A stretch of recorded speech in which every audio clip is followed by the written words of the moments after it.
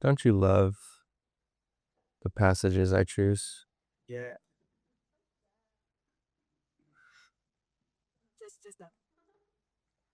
They're fun, huh? These are fun, light, warm passages, aren't they? Yeah. Make it level. The call of Jesus on our lives is a holy calling. The call to become the person of Jesus in this world is a high calling. And I don't know where you're at in the journey of that call, in the journey of following Jesus. But sometimes, if we've been in the faith for a while, we can forget that. We forget where God has taken us and the joy of what it means just of simply being a person of Jesus. And that holy calling can get eclipsed by a lot of other callings in life. And hardships and the sufferings of life can begin to set in and weigh down on the soul. You know what I mean? And whereas once things were so clear, love was so fervent, struggles were joyfully endured. Remember those times? Now, things aren't so clear anymore. Passion wanes, and we become tired of the struggle. The net effect of this broken world's weight on the Christian soul is that we can, over time, lose our vibrancy and our vigor. We can get complacent. Eventually, apathy can set in, and we even begin to atrophy in the faith. Unless you're a brand new Christian, I would venture to say that we've all experienced this to some degree at some point or another, or at least felt the pull towards it. Is that just me? Well, today the author of Hebrews has a word for us. And it isn't always the word we're looking for, but it is the word we need in those seasons. And that word is run. Get up. Dust yourself off and get back in the race. We're eavesdropping in somebody else's conversation this morning, and we're tuning in as the author exhorts his church at the climax of the letter, okay? In some ways, I feel kind of shysty for stealing straight to the punch without working through the previous 11 chapters, okay? But there's also a fear. There's also a fear of doing a disservice to such a climax, okay? Because I haven't worked through the context of 11 chapters. So you're gonna need to bear with me a little bit this morning, okay? Let me help give just a little bit of that context. Again, I can't do all the service I would love to give to such a passage. And I do want you to hear this as we go through this. This is not just some pastor who wants you to just suck it up and hear the truth, have the harsh reality. This is someone who's been working with his congregation, who loves them, who've been instructing them for 11 chapters. And yes, he needs to give them the truth, but the heart is for the medication, if you will, the prescription. It's hard, but it will heal you. It will heal the soul. So let me set the scene, okay? Hebrews was probably written to believers in Rome facing persecution. And verse 4 shows us that unlike the Jerusalem church, no one in this Roman church yet had experienced martyrdom, but the threat was real. There were probably many Jewish Christians in that church because all throughout the letter, the author is comparing the superiority of Jesus and the new covenant to the old covenant, and he's warning that church, don't drift away from it. Now, those warnings probably don't amount to an actual fear that these Christians would revert back to Judaism. But in light of the social pressures against them, a spiritual lethargy has crept in, and many in the church are wondering if the benefits of Christianity are being outweighed by the liabilities. Judaism, if you remember, enjoyed a certain social status. It was a legally accepted religion of the Roman Empire, and many are kind of starting to wonder, is it possible to just align the Christian faith a little more closely with Judaism so that I could receive a little more of that social and legal protection? I mean, do I really need to walk around with a big fat target on my back? You know what I'm saying? Especially when the hardships and the struggles of life are more than enough. Do I really need the opposition, the social opposition, in light of the chaos that life already is? You get what I'm saying? Yeah. If you've been a Christian for any length of time, although we may not here in the West, thank God, we're not really enduring the type of persecution they did. You know the relevance of the book because this struggle is real. Is it not? Life is hard. And in some ways, being a Christian makes it harder. Because now I got this target on my back. It feels like everything is against you, right? Even sometimes yourself is working against your own greatest enemy is yourself. You're like, do I really have to go through this thing? Now on top of it with a big target on my back. So into this situation, the preacher enters and he pens the book of Hebrews. And at the height of the letter, this is it. He says, persevere, run, endure.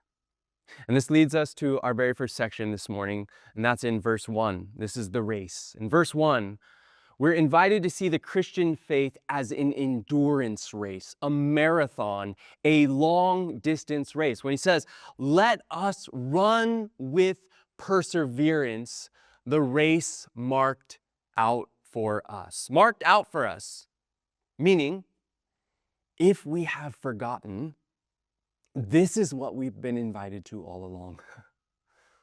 Let me just remind you, this is what we've been invited to all. The way of Jesus has been clearly marked out for us.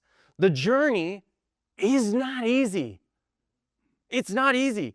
It's explicitly fraught with difficulties. I mean, Jesus made this clear as day. Remember, he said, a student is not above the teacher, nor a servant above the master. It is enough for students to be like their teachers and servants like their masters. If the head of the house has been called Beelzebul, you're evil, you're the prince of demons, you're crazy, how much more will we?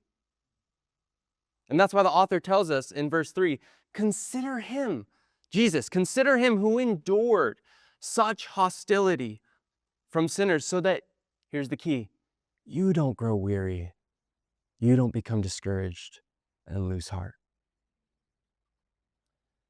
See, the Christian faith is a struggle. It is a battle. Paul calls it the good fight. Oh, it is good. It is the best fight. This thing is so good for you, but guess what? The best things in life are the hardest things in life.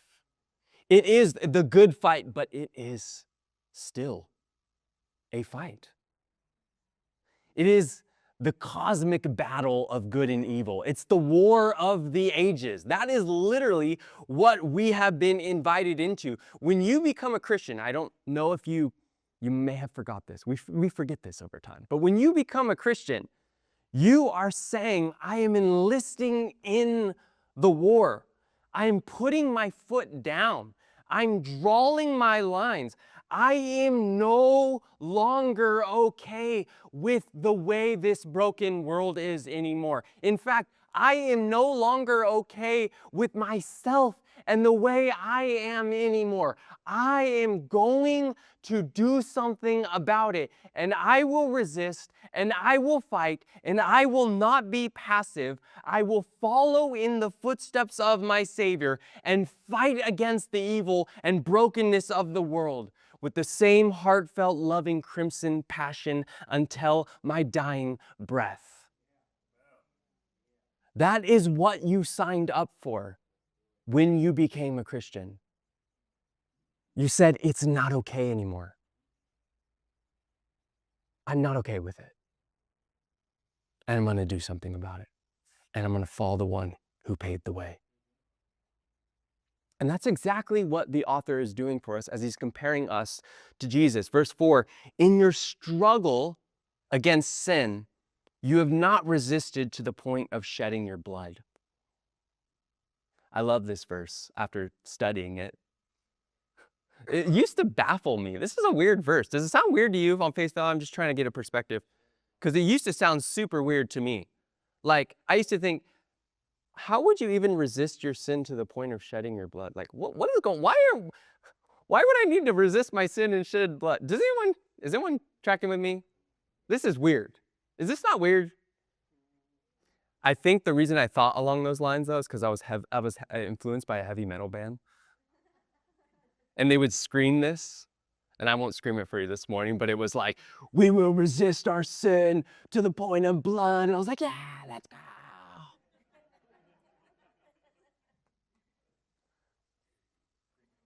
That's not really what this is talking about. I'm so thankful I studied that this week. I studied this passage this week. This is a very sophisticated book. That's not really what it's talking about. I mean, it's actually he's talking about resisting your own sin, but that's not really, the writer is using sin in the cosmic sense of the word, almost like we would talk about the battle between light and darkness. Darkness. The author is using sin in that respect here. He's talking about resisting the sinful world. He's talking about, yes, resisting your own sin, your own brokenness.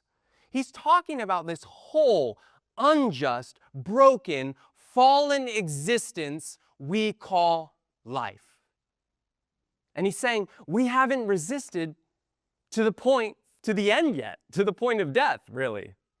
There's still more fight to go, guys. We haven't crossed the threshold yet. Do you get that? You get what I'm saying? Yeah. In contrast, Jesus fought it. He struggled against this sinful world. He struggled against Satan, even his own temptations. He fought for the cause of righteousness, for holiness, which I love to add in good biblical theology. Holiness is becoming whole, is becoming complete. He fought for the restoration, the wholeness, the completeness, the holiness of all things. He struggled against sin, and he did so to the grave. In fact, in his case, he was martyred for it. That's what the writer of Hebrews is saying. They're not there yet. They still got fight to go. They haven't crossed that line, and guess what? Neither have we. And the reality is,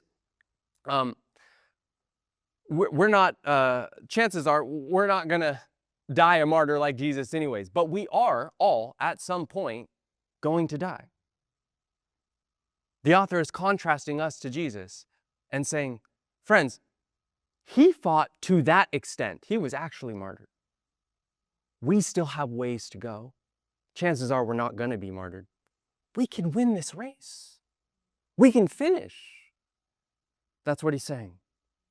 Even though this life is full of opposition, we have enemies without, we have enemies within, We grow weary, we grow discouraged, we grow tired. We have to keep our eyes on the prize. The finish line isn't that much further ahead. And so he gives us a key. Actually, he's going to give us a number of keys throughout this passage. He's giving us the key of going the distance of long-term faithful and fruitful commitment to Jesus. Here's the first two he gives us. One, draw strength from the faithful cloud of witnesses. You saw this. Since we're surrounded by so great a cloud of witnesses, draw strength from the faithful cloud of witnesses that have gone before us. And number two, throw off everything that hinders and the sin which so easily ensnares. Now, we won't spend too much time on the faithful cloud of witnesses. He's talking about those who have ran the race before us. We can draw strength from them. And this is coming, by the way, off the heels of chapter 11, where he just talked about all of these characters in the Bible, the heroes of faith. And he said, these are the witnesses. These are the people that we can look to, that we can draw strength from. The point for us this morning, quick in application, would be we need to draw encouragement and strength for this race from the faithful community of believers, both past and present. That comes in, of course, reading your Bible and seeing the characters in the Bible. That might come in extra biblical reading and looking at other believers throughout time who have struggled this thing and came out victorious. And that, of course, means us, the cloud of witnesses amongst each other. If we are going to finish the race, the first key is we got to be running with a community of like-minded people. Yeah. You got to. You're not going to be able to do it alone. Yeah. That's the first thing the writer of Hebrews says. Secondly, he says we need to throw off everything that hinders and the sin that so easily entangles. If we're going to graduate in our sanctification, in our growth, in our being made more like Jesus, if we're going to go the distance, then we need to graduate. We need to graduate. We need to keep moving forward in our growth. Because I don't know if you've realized this yet, but the road gets narrower and narrower and narrower and narrow. Is that just me? I feel like it does. It just gets narrower and narrower. When you come to the place where it's not just the overt sin I need to start getting rid of in my life anymore. Like, that's good. We have to graduate. We have to get to that point where like the overt behavioral, physical actions of sin, the really grotesque things that we all, came from and that we've all, done. We have to graduate from those. But the road gets narrower and narrower. And there's a place where, it gets so narrow that anything else you got to strip of if you're going to keep going. Jesus says the way is narrow. I was meditating on this the other day, It's one thing to start experiencing victory, which is beautiful. Victory over the physical, behavioral, sinful actions is one thing. But the next thing is to find victory over the battle of your mind. Like, they're not on the same level, right? Your thoughts and your actions, like, they're not the same type of sin. Like, I could have a simple thought in my mind and I could do that thing, and they're different. One is worse, okay? Let's just be clear about that. That's the truth. But I can overcome that one that I was used to be doing and I'm no longer doing anymore. But sometimes I don't realize this one is still tripping me up. And it's hindering me. And it's time that I need to not just get rid of the sin that so easily entangles. I need to strip everything that would hinder me. That's what the writer is talking about here. To strip ourselves of anything. These are my coach used to say, stinking thinking, These are those victim thoughts. These are those sulking in my woe is me thoughts. These are the blame games. These are the shifting the blame on others. These are all those thoughts that go, the doubts you ruminate too long on, the fear that you allow to take root. These are those things. He's saying, guys, we got to get back in the game because these things will trip us up too. Like a runner, right? Like a runner. We just had the Summer Olympics. I don't know if you guys watched the Summer Olympics, but right? Summer Olympics? Winter, sorry. Winter. I don't know why I said summer, because I'm thinking of running. So I'm like, we just had these. Yeah, we didn't have a winter here this year, so it's all summer. It's been summer all year. Summer Olympics always in San Diego. You saw the Winter Olympics, right? I mean, what they wear, the way they shave their hair, everything, it's all to strip a quarter of a second, a fraction of a second off their time. That's what the author is saying here. You've seen runners, they do this. We have to remove any hindrance if we're going to make it to the end. What did Jesus say? I don't know. I'd have to find it.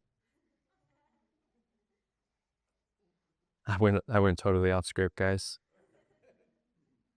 Broad is the road, and easy is the way that leads to destruction. Broad. Every sin, every hindrance, we need to get rid of, because the way is narrow that leads to life, and the road is hard. It was explicitly marked out for us. We're not in a sprint. This isn't a sprint. This is a marathon. Has anyone ever just decided one day I'm going to wake up and run a 26-mile marathon? You don't do that, do you? You plan and you train accordingly. That's what the author is saying here. This is not a sprint. This is a marathon, and we must plan and train accordingly. That leads us to our next section. We're going to skip verse 2. We're going to come back to that. But going into verses 5 through 12, he says in verse 5, "And have you completely forgotten this word of encouragement that addresses you as a father addresses his son?" Now, before we go into this, because we read it this morning, and I don't know about you, but I've read this and I'm like, what? This passage never really encouraged me that much. Before we go into this morning, I want to just preface it real quick by saying this is a very difficult book. This author is super sophisticated and nuanced. Let me just say that up front. So you really have to do a lot of homework when you read this book. I'm just going to be honest. It's not an easy read. You have to do a lot of homework if you're trying to catch his train of thought and the nuances and all of that kind of stuff, okay? I'm not going to bog you down. I just want to preface it by saying that. Secondly, he is prefacing everything moving forward. He's saying, have you not forgotten the word of encouragement? Meaning, this is to be received as encouragement. If we are not receiving this as encouragement, we're not hearing it right. Okay? Let me just say that. This is meant to be encouraging. Now, it may be hard, but it is absolutely meant to be encouraging. And depending on the state of your soul, you can kind of not receive it that way. But that's not because it's not saying that. That's because you're not hearing it the way it's intended to be heard. Okay? Okay. He gives three main encouragements here. Number one, he encourages us to have a paradigm shift of our struggles. Number two, he encourages us with the good news about what your struggle means. And number three, he encourages us regarding the end result of sticking it through those struggles. Okay? So after sharing this quote from the Old Testament in the book of Proverbs, in verse 7, we see that first encouragement. He says in verse 7, endure hardship as discipline. Endure hardship as discipline. Now, some translations say it a little bit differently. I got really nerdy out on this week, and I'm not going to bog you down with this. I love the NIV translation. I think it's super accurate. If any of you like studying, there's a translation called the NET, the Net Version Bible. It's online. It is an amazing translation. There's so many scholarly footnotes in it. Highly recommend it. But they and the NIV really get a great translation. What's happening here is that we are being encouraged to see our hardships from a different perspective. He wants us to endure them as discipline.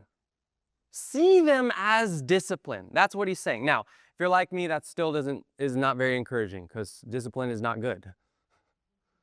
Right? Is that your thought? Discipline is not good? Okay, good. We have some people that disagree. That's wonderful. For me, discipline is always negative. I don't know why, but it's my 21st century perspective that I'm imposing upon a 2,000-year-old concept. But discipline is always negative. Discipline always involves punishment in my mind. So, endure hardship as God's punishment. Oh, wow, I'm super encouraged about that. You get what I'm saying here, right? This doesn't sound very encouraging if you interpret it like that. But that's not how the word was often used by that. Now, it could be. It could include punishment, but it wasn't always, and it didn't necessarily entail punishment. Discipline was the role of the father was to discipline their children. And that included very many things. It was instruction. It was training. It was even education. That's what discipline was back in the Greco-Roman and the Hebrew idea. The father's job was to discipline his children. Now, that could, like I said, that might entail punishment, but definitely not in the way I always think about it. It's always punishment, so there's nothing encouraging about it. No, it's actually very encouraging. And we still use it this way a little bit today too, right? You go to the gym, you got to discipline your body. You're not thinking about punishment, are you? You're thinking about, if I want the right physique, if I want to get in shape, I need discipline, and that is a good thing. Again, with the Olympics, if you want to be an Olympic athlete, you need discipline, not punishment. You need something good. That's how you see it. That's how the author is using it here. In fact, almost all the commentators I read mentioned punishment is not the context of this passage. Now, he does quote a proverb that, sorry to get nerdy on you. He quotes a proverb that talks about chastening a son. The key, though, is to ask, how is the writer using that quotation? Okay, because that's in a different context. That's in the Old Testament. What is his point for using that? He's not using that to highlight punishment. He's using that quote, and we do the same thing whenever we use a quote today. Just because I quote something doesn't mean I'm highlighting every single thing from that quote, right? That was a different quote, different time, different place, different context. I'm highlighting certain things from it. That's what the author's doing. He's highlighting the fatherly analogy, one, in that quotation, and training, instructing of a child. Okay? So he's encouraging us to have a paradigm shift, to adopt a paradigm shift of our struggles and our trials of life. He isn't saying, let me encourage you that God's punishment is the cause of your trials. That's not what he's saying in this context. That may be true in some, but that's not what he's saying here. He's saying, let me encourage you to see your struggles as an opportunity for God's training in your life. I want you to adopt all of your hardships and all of your struggles.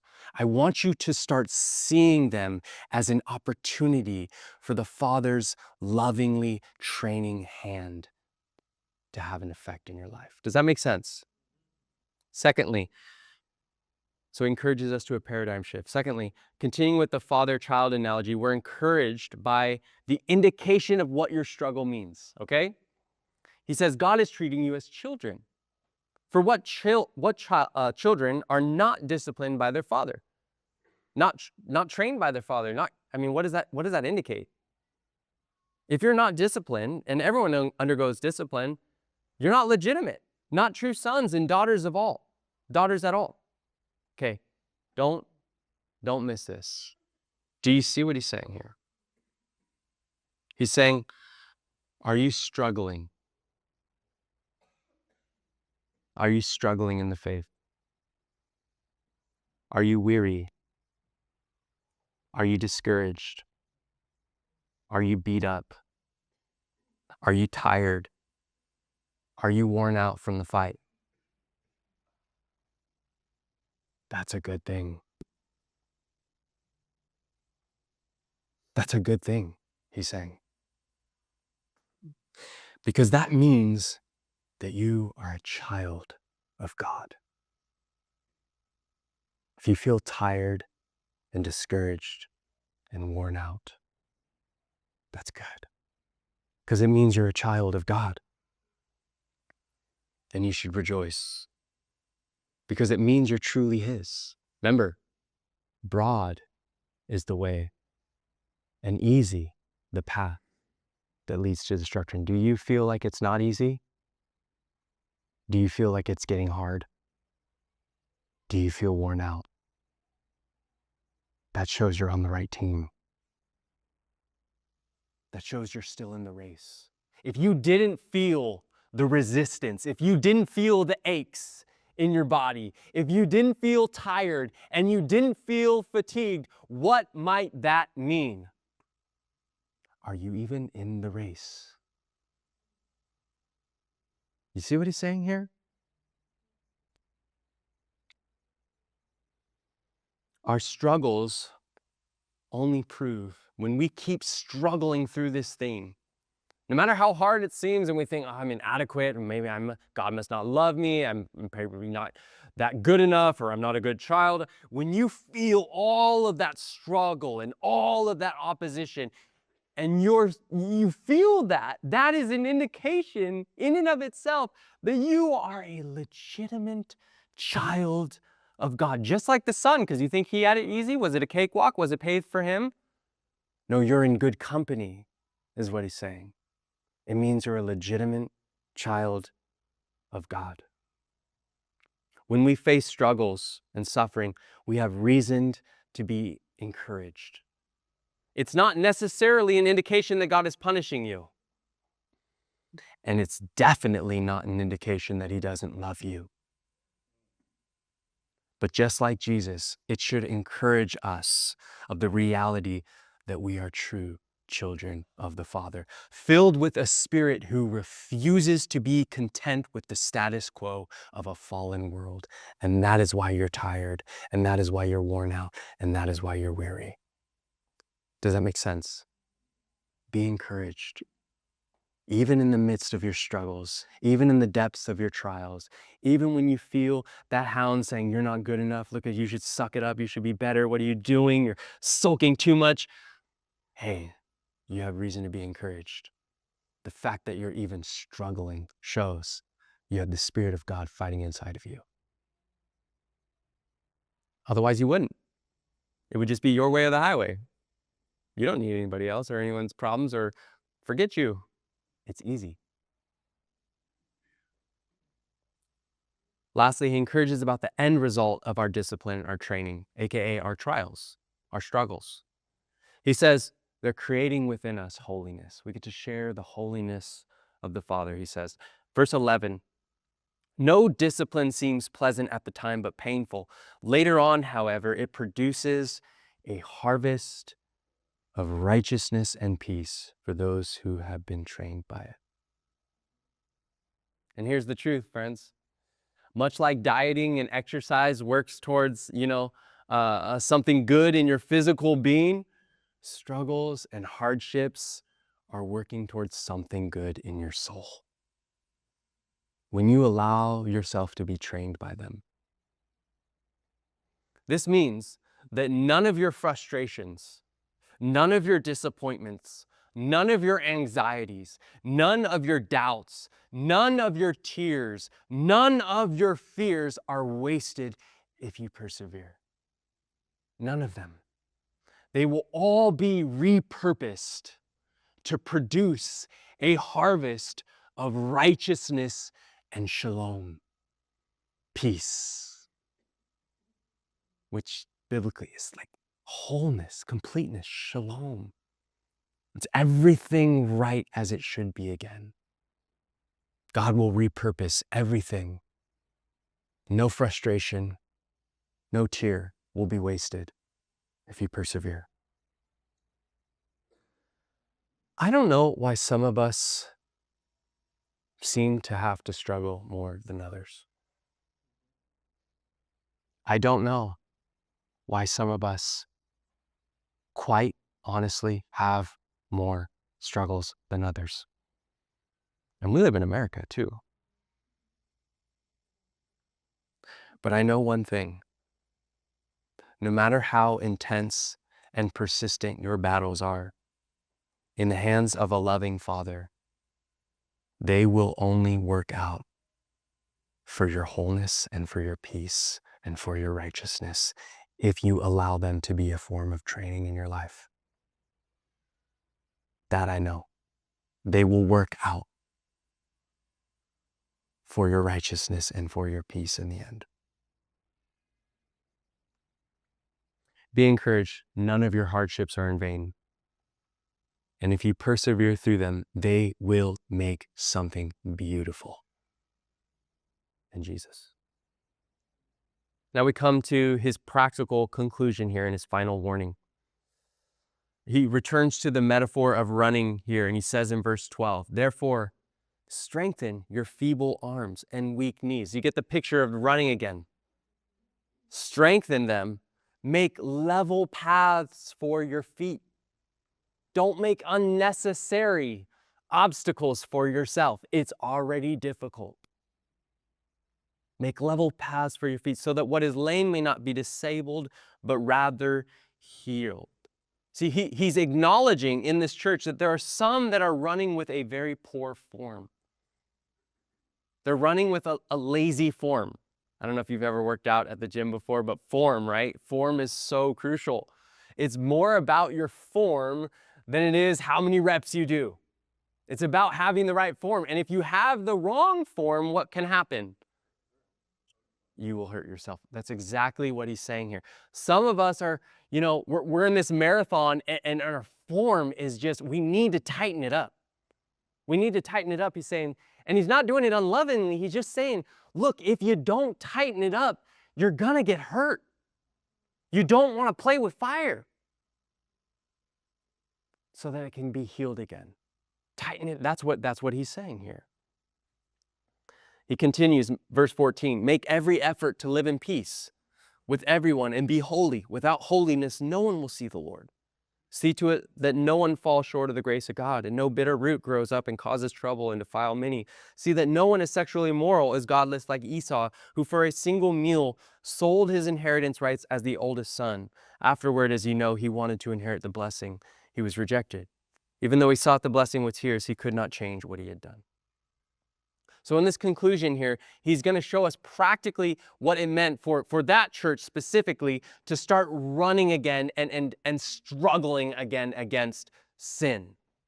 In some, we see that it entails resisting outward actions of sin, like he mentions sexual immorality, as well as the inner attitude of sin, root of bitterness. We also see that the sin he's addressing here of like spiritual sloth, spiritual apathy, it not only has vertical repercussions in our relationship with God, but it has horizontal ones. And it doesn't just affect us and God. It affects the community when we're settling for spiritual apathy. For example, he starts out first in verse 14, make every effort to live in peace with everyone and to be holy. Without holiness, no one will see the Lord. When he says without holiness, no one will see the Lord, he's implying that not only will others not witness God through you, but we also will not be allowed to joyfully stand in the presence of God on that day when no one will see the Lord, he's saying. Without holiness. Does that make sense? No one's going to see God through your witness or lack thereof. And likewise, if you're not striving for it, you you're not going to see God either. Secondly, alluding to, he's actually quoting Deuteronomy, or he's alluding to Deuteronomy 29:18 here, where the people are falling away, apostatizing from Yahweh towards idolatry. He continues to say that when we tolerate this root of bitterness, when we allow a kind of a victim mentality, this woe is me, nobody knows the troubles I've seen mindset, that it's like it's self-centered. And it begins to introduce spiritually corrosive and toxic elements in the church. Relationships are tough, guys. Relationships are really, really tough. And whether we intend it or not, when someone isn't pulling their weight and they're kind of checked out, like that's hard, isn't it? Yeah. It's hard. And it hurts. Like relationships hurt, and you don't even have to do something overtly. It's just like, if you're just not pulling your weight, if you're just not putting in the effort, if you're just not striving in a relationship, right? Like, I'm not sinning purposely against an individual, but it's like, that hurts. You know what I'm talking about? Yeah. Whether it's a friendship, and your friend just checks out and just like, I don't really want to invest in this friendship anymore. Or it's a marriage. That's the worst, right? When someone isn't doing good and they're just allowing that to occur, it affects us. And translating to that to the church, that's what he's doing. Translating that into the church context, when someone is kind of nurturing spiritual sluggishness, spiritual apathy, it hurts people. It hurts us. And the point is not to shame anybody. He's not trying to shame his church. I told you this is tough medicine here. The point is not to shame. He's not trying to shame anyone. It is just fact. It is just reality. I mean, when you put so much time, when you put so much energy, so much love, so much care, so much prayer, when you put that into creating a healthy relationship or a healthy community, when someone is now indifferent to running that race with you, when they used to be your partner, I mean, read the Psalms with David talking about this all the time. When someone is indifferent to running that race with you, it hurts. And it's burdensome. He says, don't do that, church. Run, get up and run. Lastly, returning to the father-son analogy, he gives us the final warning with the illustration of Esau. Now, if you remember Esau in the book of Genesis, he reminds us that Esau was so short-sighted that he sold his birthright as the firstborn son, which was a double portion of the father's inheritance. He sold that for a bowl of soup. And the writer reminds us, after his father had given the blessing, the inheritance to Jacob, Esau wanted it back. And it was gone. You can't get it back. It's already gone. He sold his birthright. He sold his inheritance for a bowl of stew. And what effectively is being done here in this ending, in this conclusion, is the pastor is telling us we need to be careful becoming spiritually complacent.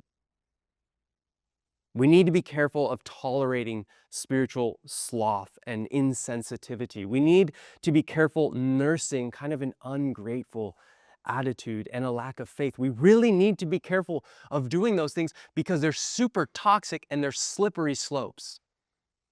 And if we continue in them, he's saying, you can get some point to where you're like Esau and you can forfeit the inheritance of the Father. You can forfeit your birthright. Your birthright, think about that for a moment. For a bowl of soup. If you're not careful, it happens. That's what this whole book is about. There's a slippery slope and you need to be careful. Now look, Look at the pastoral heart through this whole thing. There are legitimate struggles and hardships, he's saying. Life is difficult. It's not easy. Like, we're gonna experience times of fatigue. We're gonna face doubt. We're gonna do this. We have to struggle, he says. You got to run. When you fall, you got to get back up. You got to dust yourself off, and you got to get back in the game. That's what he's saying. When you're feeling like you're about to throw in the towel, don't give up. Do not give up. Every single moment we have a decision to say, I'm going to get my head back in the game. Finally, what resources do we have to finish this race? This hard, difficult, tiresome, burdensome, target on our back struggle. What resource do we have to finish this? And that's where we look at our exemplar, our ultimate example. He says in verse 2, he says, let us run with perseverance the race marked out before us, fixing our eyes on Jesus, the pioneer and perfecter of our faith, who for the joy set before him endured the cross, scorning its shame, and sat down at the right hand of the throne of God. I don't know what is entangling you this morning. It doesn't have to be anything major. I thought about it all this week, just the little entanglements trying to catch me up every single moment of the day. It could be something big. I don't know what that is for you. I don't know the obstacles you're facing in life right now. I don't know what's tempting you from running quickly and joyfully in this race. I don't know what sin, external, within, fear, faithlessness. I don't know what struggle against sin you're having to wrestle with today. I only know my own. But I know this. In Jesus, you are promised victory. In Jesus, the victory is sure.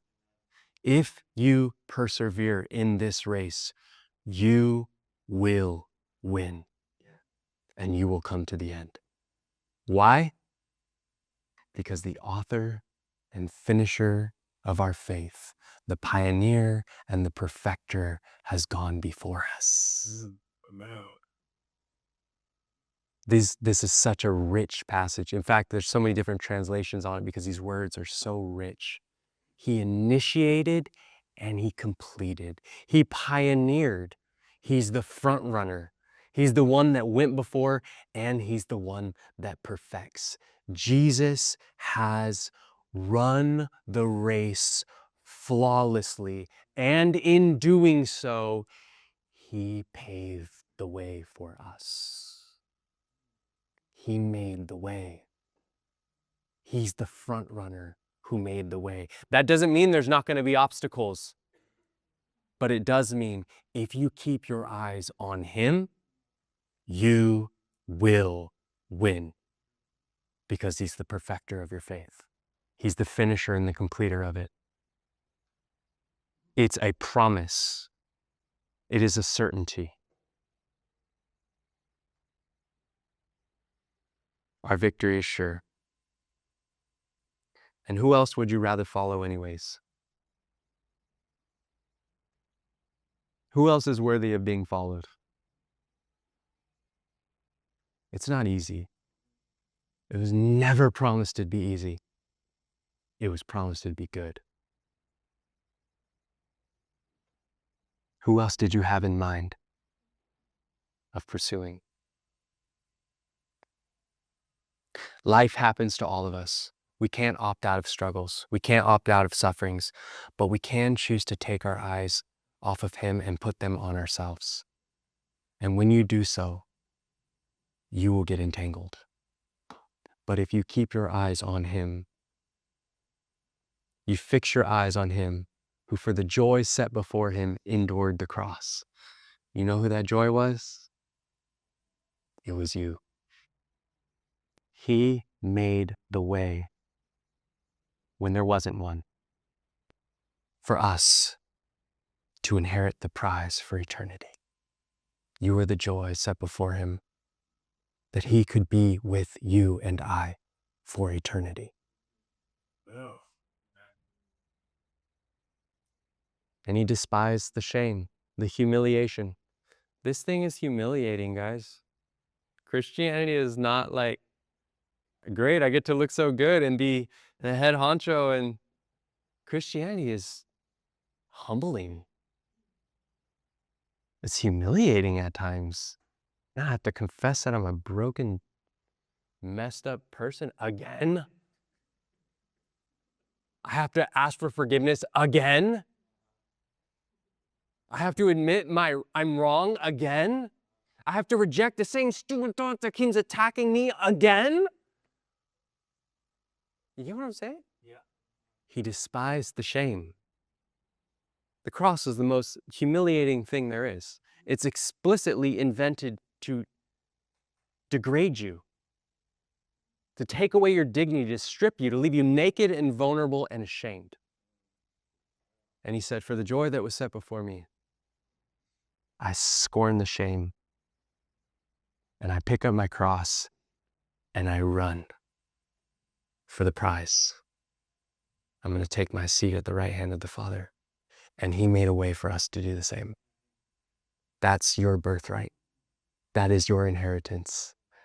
And one day he will come, and he will call it a wrap, and he will restore everything, and we will be with him forever. Who else is worthy? When you fall, whatever you're going through, in love, get up, dust yourself off, get your head back in the game, and run. And run. It's good for you. And he's got you. He's the perfecter. He'll bring you through. He won't run the race for you. And you don't have to run it perfectly. Right. He will bring you through. Yeah. Let's run, church. Let's pick up and run.